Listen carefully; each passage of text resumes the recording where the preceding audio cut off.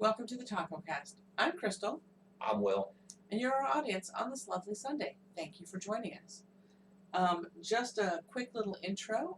As everyone knows from our last podcast, Gish has already started. I would endeavor to make this a quick podcast episode because I've got things to do. I don't know what they are, but what is Gish? For those who may not have seen the last episode. Gish is an international scavenger hunt. It funds the charity Random Acts, as well as each year funds a different charitable endeavor. They've done things from purchasing acres of land of pangolin habitat to save to save it from deforestation. They've assisted families with food insecurities, school supplies, across the board. In addition to the fact that each year has a charitable endeavor that they do, a large one. A lot of the hunt items also have to do with charity. One year we did a breakfast for first responders. There's also usually something involving donating goods or supplies to crisis nurseries, food banks, things like that. Doing things. It's about doing good in your community, as well as creating art and weirdness. Okay. So Gish has started. All right. So now we can move on to the topic for today's podcast. Crystal didn't pick a topic again. Da da da da. So I'm picking today's topic. We're going to talk about the turmoil that so many Americans are facing right now because of the COVID-19 food insecurities, and particularly those who are raising children. Um, the government has reached out and is helping a lot of people with aid to additional funding for children to make sure that they have adequate food during the summer and during the school year. And they say they believe that it's going to lift a lot of children out of poverty because instead of all your money going to fund that, the government is stepping in and doing that. But what are some of the issues that you think that families are facing during this time? A lot of the families that I talked to in the beginning, one of their biggest things was schools were shut down, daycare centers were shut down, but people have to work. And they had no place for their children to go while they were working. In today's economy, and it's been this way for a while, there's no way that a two-parent household can survive on one income unless there's no way the average two-parent household can survive on one income, let alone a single parent. There's absolutely no way that they can't work to survive. So that was a big thing for a lot of people. And then second to that, basic survival was how is COVID affecting their children? The kids were confused. What's going on? If adults are extremely confused on the right information, how are children supposed to make that decision? What is right, what's wrong, what is real? Yeah, we all picked our children up from school one day and just never brought them back. Especially for younger children, they really don't know what's going on. They don't really how to process that. It's hard, especially because children are social. And as every parent knows, children are just tiny vectors. They're gross, they're covered in diseases, they're always going to get sick, they're always going to swamp around each other, right? And that's part of the reason why people were really concerned because while newer variants of COVID are deadly towards children, the first one that was coming out didn't seem to be. And later on, we found out that there were perfectly healthy children who were getting COVID and dying from it. But at first, it didn't seem like the children were sick or were going to be affected by it very much. But children transmit diseases. They're carriers, even if they're not getting sick.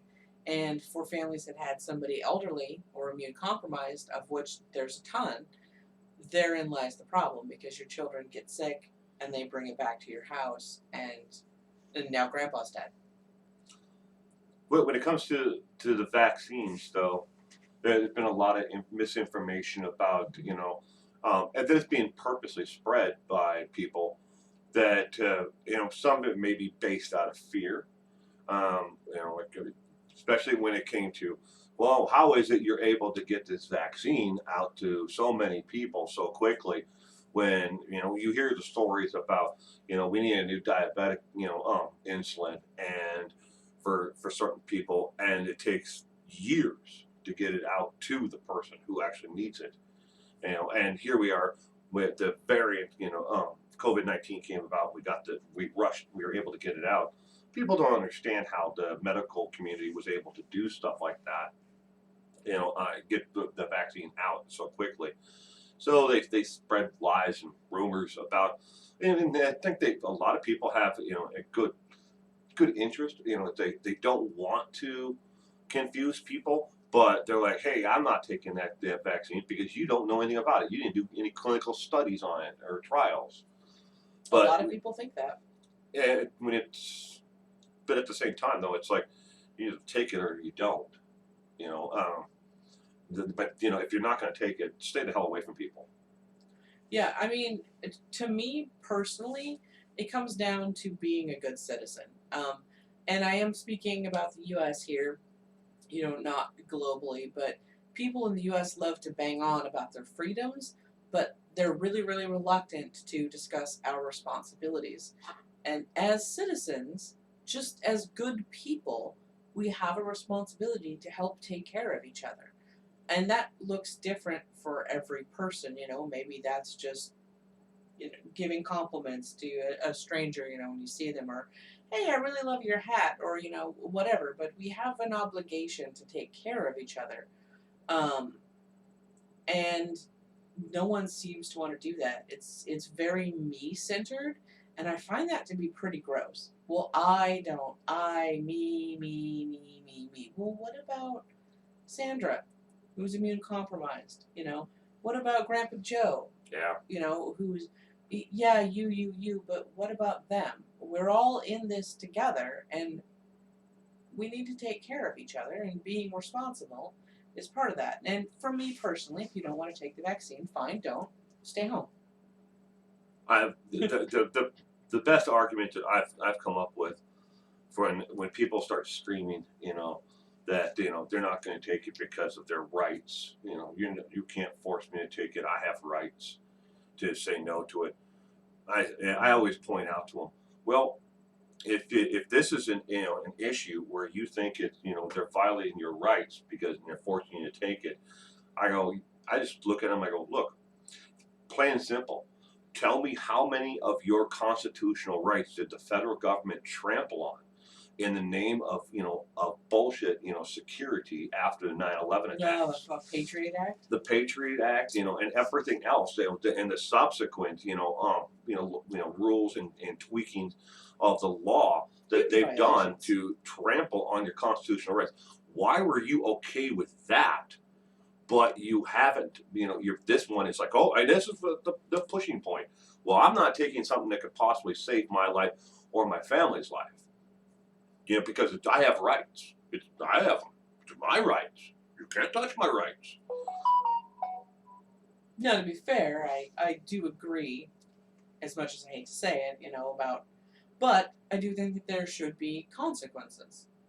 And maybe consequences is the bad word, or the not the right word to use, but if you don't want to be vaccinated, fine. But should we put pin a letter on them? Oh my God. People who make it sound like being vaccinated is actual Hitler piss me off to no end. It's so disgusting. It's, first off, the everything I don't like is Hitler trope is, I hate that. I do it to be hyperbolic, like, oh, I guess I'm actually Hitler now, right? Because it's so fucking stupid. Seriously, not everything in the world is Hitler, and as a people, we really need to stop. Because first off, it waters down the actual impact of whatever it is that we're talking about, and secondly, it is profoundly disrespectful to the people who suffered under Nazi Germany. Well, then again, there are people who have been elected to, different political branches of the federal government who do not believe that the Holocaust happened. Oh no, she found out that it did. She Oh had a yeah, press that's right. conference. But she said the Holocaust didn't happen. Yeah, she just learned that it was real. Right, and she also thinks that that we have gay space lasers, Jewish gay space lasers Was that she are the causing Jewish fires. gay? Oh, she was the Jewish gay space Yeah. laser also. Yeah, but that was real. I thought it was a joke when I first heard her say it. I was like, "You've got to be kidding me! You really think that the Holocaust didn't happen?" I know there's people out there that are deniers, but jeez, man, one of the worst things that in human history that took place, the extermination of an entire race. For what? Because he didn't like them. You know, I have never thought that that was the full motivation. I think it was just because it was expedient. It's super You could have put them on rail cars and sent them out of the country. No, I'm not talking That would about have been that. a lot cheaper. I'm talking about blaming them. It's super easy to get people to agree with you if you say, all that shit in your life that sucks. Those people right over there are directly responsible. Well, for it. that's basically the basis of racism. Not understanding or wanting to understand somewhat of a different culture or ethnicity, and that's where the roots of racism is not knowing. If somebody told you like tomorrow afternoon that mushrooms are bad and you should never eat mushrooms, I would 100% agree with them. I know because you think mushrooms are disgusting. I love mushrooms. I'm not sure not why I married you. Mushrooms are gross. I don't. They're nasty. They're good. Mushrooms are awesome. But at the same time, though, when it comes to the COVID, back to COVID, there's a lot of information out there that in this day and age, I think it's spreading a lot faster because of the internet. We all carry around little mini computers in our pockets or our handbags every day, everywhere we go. That's another thing. Let's touch on that. No one wants to microchip you. You're carrying a microchip around with you everywhere you go. Yeah. People they don't make that connection. I'm like, you think Bill Gates wants to microchip you? Why would he want to do that? He's already sold you the software and he put it in your pocket and you were like, thank you very much. May I have another? Yeah, you paid him for the microchip. Yeah. But people think, well, I just turned the GPS tracking off my phone. I'm sorry, ladies and gentlemen, but if time and time and time again, they have proven that every single piece of software that you use, computer, tablet, PC, whatever, is tracking everything that you do. You turn the GPS off, there are apps in the background that are constantly running and they know where you are. They know what you're doing. They know what you're looking at. They know everything about you. And they probably know more about you than you know about you. And the sad part about it is, and it's doing it to make money off of you. Mm-hmm. You are the product. Yep. We are the product now. People are packaging and selling your information. What do you like to buy? What does this demographic into? In this area here, what can we sell? Yeah. Well, but at the same time with the tracking software, they got us to download certain trackings like abilities like, oh, you've been someplace where a COVID outbreak has been. No, but how did they know that? I didn't tell you where the hell I went. I have the GPS turned off my phone. How do they know that? How do they know that I was at this restaurant or this this takeout place where someone who worked there has COVID? How do they know I was there? I never have GPS on my phone, so nobody knows where I am. Well, they do because it's running in the background in the actual application of the actual Windows software itself. I don't think it's the GPS. I think it's that the phone's. I'm not 100% sure how those work. Well, I know for your cell phone. Okay, let's take that as an example. You go anywhere, if you want to use your phone, it actually pings off and it triangulates from towers. 3 different towers are receiving it. The closest tower is getting the signal first, and then it's relaying it to another tower and then to another tower and then back. So it's like a triangle to actually make sure your signal is constantly strong on your actual phone itself. And a lot of people don't understand. It's like, well, why would they need to do that? I'm like, I don't know. Maybe you went, around a big tree or something as you're walking through the park. Did you want that cell phone reception to drop? you want that phone to still be working if sitting underneath the tree and daydreaming. But maybe that signal from this tower can't quite get to you, but the next one over that is triangulating can see you directly. So there's towers, and then there are relay towers. Towers that they're as small as well, they're a little bit bigger than a satellite dish you'd have on your home nowadays. Not like the huge ones that took up half your backyard. But You should talk about Grandpa Sam radio tower. but yeah, they're small. I mean, and they don't even have to look like a tower itself. They look like a steel box. Well, and they're actually receiving and triangulating your information. So even if you have GPS off, your cell phone company knows where you are. That's how they can tell where you are. And of course, then they're selling that information because you are the product. Well, and let's be fair. I mean, they'd have to be able to, because how else would you be able to make a call? Right. You'd have to connect to a tower. Well, they said the only real way to turn the tracking off on your phone is to remove the battery. You have to physically remove your battery. And most cell phones these days, you can't take the battery out of them. Which is obnoxious, because then when your battery dies, you have to pay somebody to replace your battery. Yeah. When you used to be able to just buy a new one and slap that sucker in, call it a day. Federal government says they're changing that law back to the right to repair law that supposedly went into effect. But even those in the legal community who've read it, the Right to Repair Act, that it's been on the books since the 70s, but they slowly relaxed all that.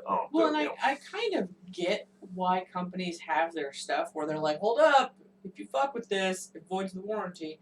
I kind of get that, because if you're just have no idea what you're doing and totally screw it up, and then like, hey phone people, can you fix it? And then you're like, no, you put a screwdriver through the screen. What's wrong with you? Right. Well, I mean, take for instance your car. There's only so much work you can actually take it to a mechanic locally and have it done. The rest of it, you have to take it to the dealership to have that work done. Otherwise, you void any warranty on it at all. And in a large aspect, even newer cars, they won't even allow you to take it to your local mechanic. Some of them don't even sell the parts. Yeah, well, they don't sell the part, or they make a special tool that is needed just to do the work. And you can't buy that tool out on the street. Oh, this thing is held together with these nuts that are just a little bit bigger than standard. Yeah, but so when it comes to COVID-19, is there? I was asked this question recently on a stream. Is there any evidence that the Moderna vaccine is not as effective as the Johnson & Johnson? No, they both seem to have really close in efficacy rates. So the difference is, and I haven't looked into all of the vaccines, the big difference comes in, there's 3 major manufacturers. I'll start over, so you can cut that part out. Mm-hmm. So the difference comes in, there's 3 different manufacturers, and 2 of them are using essentially the same technology. One is using older vaccine technology, and that vaccine has been shown to have lesser efficacy than the mRNA vaccines. And I don't believe that one is even offered in the U.S. I think it's only offered in a couple of different countries. Again, not 100% sure. Haven't read it. A lot of people are confused by mRNA technology because they think it's new, but it's been in development for 30 years. The problem is that when you're talking vaccine programs, you have to talk about stability, because a lot of times aid workers are taking these vaccines out to hard to serve communities, and they have to transport them in adverse temperatures. They have to transport them, over a long period of time and whatnot. So when you're talking vaccines, you're usually looking for shelf life. mRNA vaccines are really, they're beautiful in their simplicity, and how they function. They've got, at least the ones I was looking into, they have less ingredients than a traditional vaccine. To me, that's not really a big deal, but a lot of people are concerned about that. So do they have mercury in them? No, it's basically sterile water, sugar, salt, fats, and little chunks of coding instructions. Cellular coding instructions. You are essentially just a collection of nanobots that, creates things. There's a song about that. There is a song about that. So your cellular mechanism that makes proteins for you, when viruses replicate, they can't replicate on their own, and that's how they propagate. They hijack your cellular mechanism for protein production to churn out new viruses. Then the cell explodes and all these little viruses swim out everywhere, and then they infect new cells and da da da da along the road. The mRNA vaccines use that same process. It's giving you just a little chunk of messenger RNA, and that's literally what it is. And messenger RNA is an instruction that tells your cellular machinery, make this. But instead of a whole thing, you're just making a chunk. It's telling your cells to make this little piece of spike protein. The benefit of that is there's no live virus involved at all. There's no possibility that somebody who's vaccinated is going to be able to spread the virus at all because no virus was used. It's just that little tiny chunk. And that little chunk is all you need to cue your cells to attack COVID, because it's like a lock and key. So you've got your macrophage and it's like, and then you've got your virus, right? And it's got little things on the surface, right? Say they look like this, and then the if it finds something that it matches, right? So it's got a negative space that matches that spike protein. If something fits in there, it cues it in, gobbles it up, and it's gone. And so that's all you need, is just something unique, the spike protein, to cue that process from happening. If you'd like to see a video and a song on everything that she just described there, and it's a really good, well done song by a microbiologist. What is the? I think he's a physicist. Physicist. I'm not 100% sure. But anyways, we'll link that in the description below. It's a great song. You should really check out a lot of his songs and skits and stuff that he does, because it's all science related. And if you have children, watch it once with them in the same room. They're going to be fans for life, and they're gonna play it constantly. So, word of warning: if you don't want to hear it 500,000 times in a given week, do not have your children in the room when you play the song. I'm a huge fan of parody songs. Huge fan of parody songs. Love them. And so I downloaded all of this gentleman's songs because I thought they were great. And I worked in a laboratory, right? What's perfect is science songs, parody songs. The best part about these is first off, they're all a cappella, which is amazing. I love that. But also, the best part about them is they sound so close to the original, the beat and everything. And you'll get your coworkers singing along until about halfway through that they realize that the lyrics are not what they're singing, and then they have to stop, and then they're like, the look of betrayal on their face is great. So we know that this video is going to get flagged by YouTube, Ding, ding, ding, and ding, you'll see a nice little warning below that tells you that information that we're sharing with you is not the truth. They're going to fact check us, and they're going to put that little box at the bottom, COVID. Actually, the fact check, I don't know how it works, but the fact check should say that everything is accurate, because everything is accurate. You are not a spokesman for the CDC or the World Health Organization. That's true, I'm not. If you are not, and you are talking about COVID, you are going to get your ass flagged by YouTube. On Facebook, if we post this on Facebook, even in a closed group, there's a chance that a large majority of people will not be able to see it. I don't know about Facebook. Especially if they live in Canada. I don't know about YouTube so much, but I have noticed that the Facebook algorithms are dumb. Yeah. That's the world we live in, though. I've had a ton of stuff that has... Well, I mean, we've both spent time in Facebook jail. I have.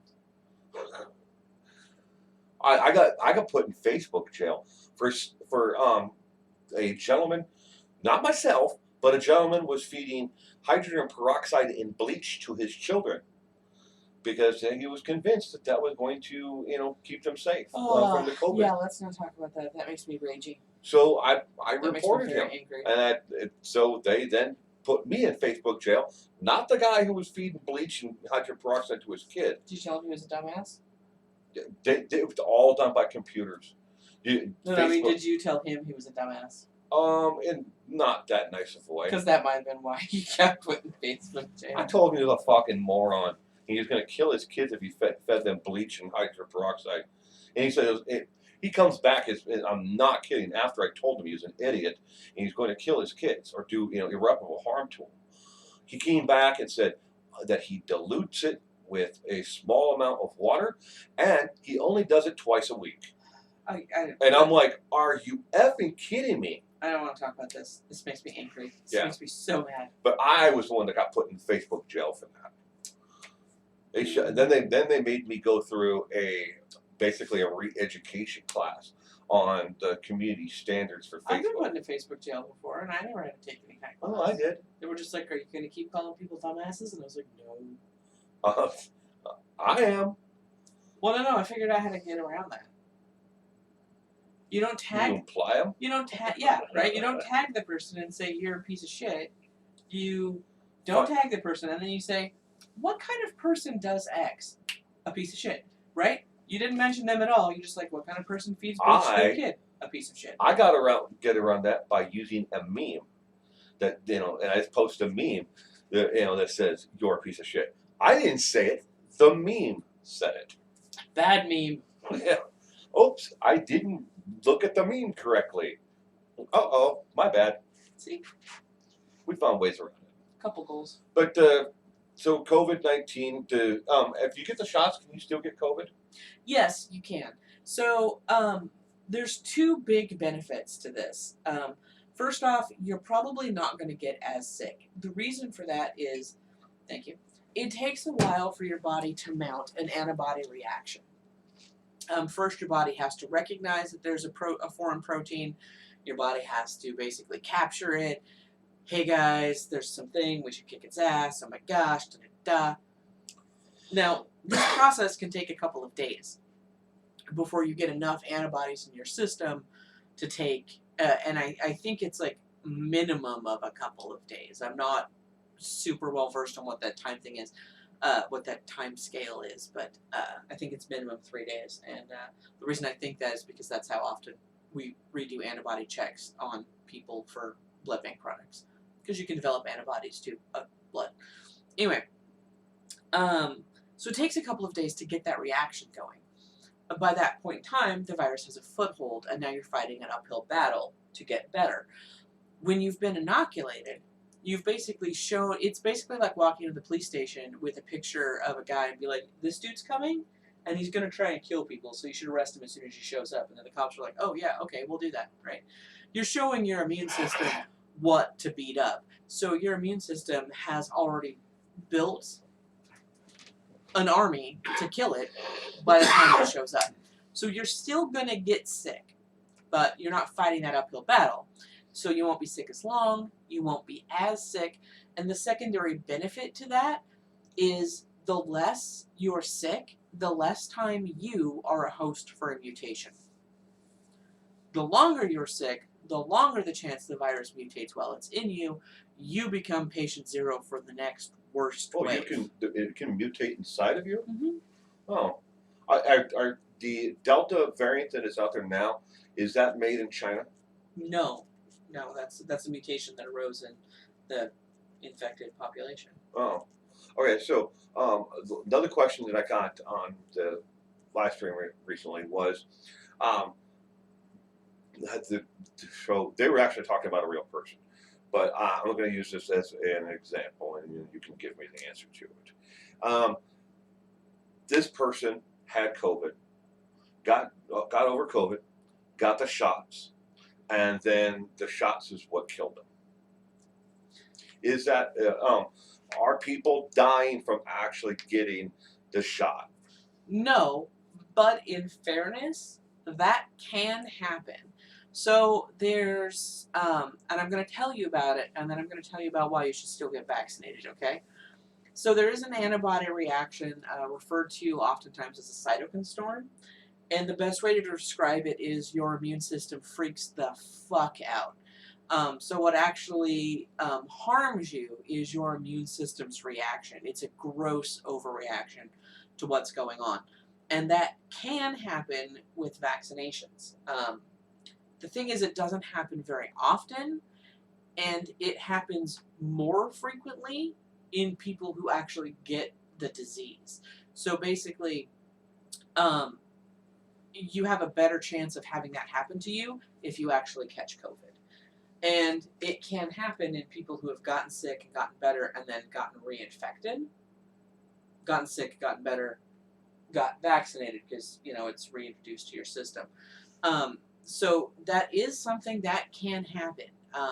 Occasionally you come across people who tell you that it doesn't, and that's not true. It is really, really rare, but the thing to keep in mind is that if it happens, it was probably going to happen when that person caught COVID anyways. Um, and like I said, it happens with other diseases as well because they find that in unvaccinated populations, this thing happens more frequently when people get sick than it does in vaccinated populations when people get vaccinated. So the Delta variant that is out there now, is this going to be the last one, or is there another one that will be coming out in a couple of months? So we have to just stay locked down. We got rid of smallpox. The whole world got together and we got rid of smallpox. What? Are you sure that everybody got together and did it, and there wasn't some people somewhere who said they were not getting it? I mean, there might have been, but we got rid of smallpox. It is possible if the world works together to eliminate a virus in the human population. It will never happen because for whatever reason we don't cooperate anymore. But it is possible to have a mass vaccination program and eliminate an illness in the human population. There's barriers. First off, people exist, and they're awful when it comes to cooperating. Secondly, we live in a global society where travel can happen in a matter of hours, so you're no longer talking it's going to take a month or so for people to get this disease to the next country over. It's they hop on a fucking Delta flight and boom, hey England, enjoy some of this. That's another barrier, is how quickly illnesses spread and whatnot. Well, yeah, that's the world we live in, though, because we are a global, economy, and and We mass are a global transportation world. now. Yeah, we're a global society. But it is possible. Were everyone to be vaccinated, were everyone to isolate, were everyone to do everything that they should to stop the spread, we could get rid of it. The problem is there are some countries that can't do that. It's just not possible. And there's a lot of countries that just won't do that. Right. But it is hypothetically possible to get rid of it. Well, I was reading a blog the other day about the COVID-19, and there was people who were said that they're not going to carry around any type of identification that shows that they got the COVID-19 vaccination. You can't make me carry around a COVID passport and stuff like that. That's what their huge complaint was. They're not doing it. It's my choice to not get the COVID shot. So great. So we're going to keep on with this entire thing because we know the COVID is going to mutate again. Mm-hmm. We know that. That's just the way viruses work, ladies and gentlemen. It will. Now, they don't always mutate up though. It could mutate back down to where it's not nearly as virulent and it's not nearly as That's deadly. not the way it's showing right now. Well, no, right now it's showing it's getting worse and worse and worse because the Delta variant is a lot more destructive to younger people than the original first strain of the COVID-19. Yes, and they're finding that is compounded because in a couple of the countries that I was reading the research coming out of, one of them was Brazil. It's compounded because people still have this idea that, COVID's no big deal in children, so children are sick, and they're not giving these children interventive therapies when they should have, and so these kids are dying, and they didn't necessarily have to die, because people are still behind. They're just like, it's COVID, but COVID is okay for kids, so take them home, they'll be fine. 2 days later, they're dead. Because people are still thinking COVID isn't a big deal to kids. So you've got higher death tolls in some countries, first off, that don't have the availability of the supportive therapies, and you've got higher death tolls in some countries who are kind of behind on their information. They're still operating on the idea that COVID isn't bad for children. Well, the one of the points I was going to make about the COVID-19 passport is during the Spanish flu outbreak, and for those who got vaccinated for the Spanish flu, they carried around papers. They made everybody carry around papers, and you had to show them, that you actually had the actual virus, and they inoculated 200, 300,000 people a day in certain areas just to say, okay, this area's done, and they moved on, and then spider webbed out from there to get mass vaccination so we could get over it. Honestly, I think we should just go back to quarantine. I think we should too. Lock everybody the hell down. Nobody goes anywhere.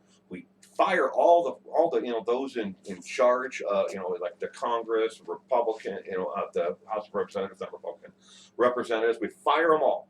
Get rid of them all. Get rid of all the politicians and all those idiots out there who are telling and spreading lies about gay, lasers, that start wildfires, and that the Holocaust doesn't exist. It didn't happen. We get rid of them all. Because that is so bad for Well, honestly, I think that's what happens when you have a political system that's run by professional politicians. Where are our teachers, mechanics, yeah. where are everyday working people who understand the needs, desires, hopes, and fears of the actual people living in a country? Did you? We're currently right now, we're voting on representation for different positions here locally. Did you look at your voters pamphlet? I did. Did you see how many of those assholes are professional politicians? I saw one of them that didn't even bother to turn anything into the voters pamphlet. He literally phoned in his campaign. I was like, even if I was going to vote for you, which I wasn't because I don't like him, but even if I was going to vote for you, I'm going to vote for you now. You didn't even put in the minimum amount of effort required. Well, You just I went through expected the to voters get pamphlet, elected. and I was sitting here and I was Googling each and every one of them. They're about 90% are professional politicians. They've already been a state representative, or they've been 15, 20 year commissioner, or some position. They have been in a political nature for, longer than hell. We've been married. These people have been in power somewhere, and just sucking the tit of society. I voted out every incumbent. I voted for whomever was But running. that's the world we live in now. And I'm just one Excuse person. me. Can I change it? Can I make a difference? Absolutely. And I'm thinking to myself, when it comes to the port commissioner position, what makes a better port commissioner? Someone who actually works the docks and actually did and has experience in that position, or a guy who lived in a landlocked area with not a river near him. And that's the person who's been the port commissioner for 25 years. He has never gone down there and worked a hard day in his life, unloading at the docks or cargo ships. Could not tell you about it. He can tell you that he's appointed all these other people beneath him who will do the work for him. But I'm like, come on. Yeah, we don't pay enough respect for towards those. We always think, and we tell people, go to high school, get your high school education, go off to college and get a good job, and you'll be happy in life. And a piece of paper on your wall doesn't necessarily mean that you're better than the person next to you who has a degree as a welder. Well, and let's be fair. 2 years ago, we realized a lot of those people bought their degrees in the first place. Yeah, well, a lot of people do. But that's not anything new. They either bought their way into college, or they It's bought not their new. degree, It's just or they bought their confirmed classes. it. Everybody had their suspicions. Then the news acted. Oh my God! Did you know that rich people were buying their degrees? And literally everyone else was like, No "You shit. just figured that out." Hell, in high school, I bought my my final grade in home economics. I did everything in the class. The teacher was just a giant piece of shit. She didn't care about any of her students, and she said, bribe me. And she openly in front of the class of 40 students said, bribe me and you'll get an A. I don't care if you got a 0 in the class right now. I take money, and I take this. Hershey's was running a campaign where if you send in candy wrappers from Hershey products, that you could, if you get enough of them and you sent them in, you got free stuff like T-shirts and hats and towels and stuff like that. And she's like, you send me, give me 500, candy wrappers, I'll give you an A. I'm like, that's an easy thing right there. So I went down to the bank. I got myself a bunch of rolls of quarters, and I stood outside of a 7-Eleven store where every senior and junior went to that store, and they thought I was an idiot. Everybody just thought this guy's fucking nuts. He's going to give us a quarter for our candy bar wrapper. So I just sat there. You got a candy bar wrapper? Here's a quarter. Got a candy bar wrapper? Here's a quarter. Just standing outside of 7-Eleven, just handing out quarters for candy bar wrappers, and I ended up with massive bags full of them. By the time it was before we had to turn in the final grade, I went from an F in that class because she didn't like me, because I kept on telling her you can't yell at people. You have to talk to people with respect. I went from an F to an A plus by turning in candy bars. I'm like, hell, if I can buy the grade in this, what can I do when I get to college? But yeah, that's the word. It was obvious to me then I could buy my grades. And people are just naive. They don't want to believe that the world is fixed in certain ways, against us. I mean, if you take a look around, everything from credit ratings to the stock market to everything that we all achieve to try to get a home, that white picket fence. We need to buy one of those picket fence things. No, We no. don't have one. We have a white picket fence, and everything is it's rigged against us in some capacity, and even more so if you're someone of color or of a first generation American. The rules are stacked and rigged against you. A lot of people think redlining is a thing of the past, but No, it's they real. don't realize it's still I mean, happening. just look where we live. Try to find somebody in our area, in our community here, of another ethnicity. Ooh, it's shocking when you look around. How many homeowners are around here, and how many of them are not white? And I have not found one yet. Yeah. And it's obvious as hell. And I'm like, where are all the other people? Where are those families that are Chinese or of Asian descent or African American? I have not seen any around here at all. There used to be some families that I knew of. And I knew them personally. I grew up with them. They don't just do it that way too. When my mom was shopping for her house, she bought it on her own, even though she was married. So as far as the realtor knew, is that she was a single woman. Did not show her any properties in the north side. Wow. Not None? a single one. Were they short down in the south?